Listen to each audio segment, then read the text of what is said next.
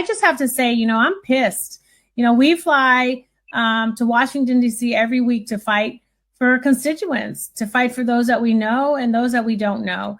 And so many of us come, especially those from the Black Caucus, who are doing all that we can and are giving of our heart and our spirit to try to make this country as good as we know it can be. And so this is really distressing and disturbing that these people who tell us that they don't care about our constituents, they don't care about the Constitution, they don't care about the country, and they have the votes to keep the government open. They actually have the votes and the tools to make sure that people have health care, a basic need, and that they would be willing to shut this all down. It boggles my mind and it makes me so angry. And then I think about all of the marches and all of the discussions and all of the Zooms that we have been on with all of you, and you have said fight.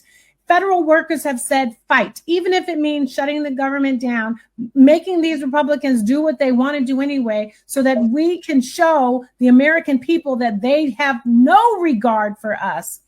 Fight. And that is what the Black Caucus is doing. That is what the Democratic Caucus is doing, because enough is enough. You have to obey and abide by the Constitution. And you have to make sure that your farmers, your teachers, your mothers, your seniors, your kids have health care.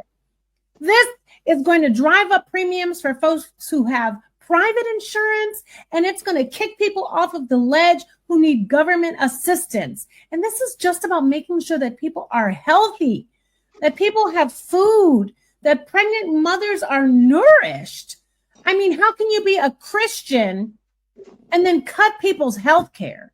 So that's why we're on a live stream at midnight, y'all. That's why we are willing to go to the end for you all, because we are as sick and tired of this BS as you all are. And we are just going to do all we can to expose the duplicity and the harm and the untruths and the lies that are coming from this administration and the minions that care more about lining the pockets of the guy in the White House than they care about keeping you healthy.